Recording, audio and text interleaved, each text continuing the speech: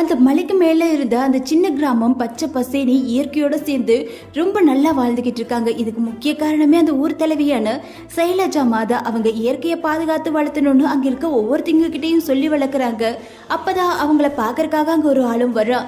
அங்க விளையாடிக்கிட்டு இருந்த ஒரு பையன் சின்னதா கல் எடுத்து அவன் காலில் போட்டுறான். அந்த கல் எடுத்து பார்க்கும் போதுதான் அவனுக்கு பயங்கரமான ஷாக்கு. ஏன்னா அது தங்கத்தாலான கல்.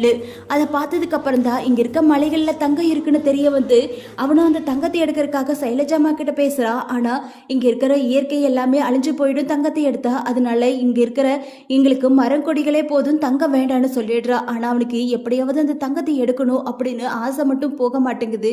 அந்த சமயத்துலதான் சைலஜாமா பிரெக்னெண்டா இருக்காங்க.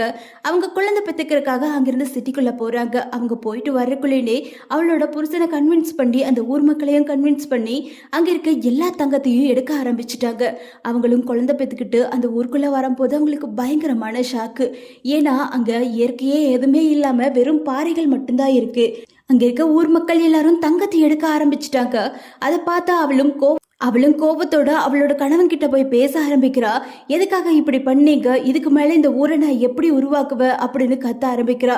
அவனும் இந்த பணத்தை எல்லாம் வச்சு நாம எல்லாத்தையும் நல்லபடியா பாத்துக்கலாம் அப்படின்னு சொல்லிக்கிட்டு இருக்கும் போதே அங்கிருந்த பாலம் இடிஞ்சு விழுந்து அவளும் அங்கேயே இறந்து போயிடுறா.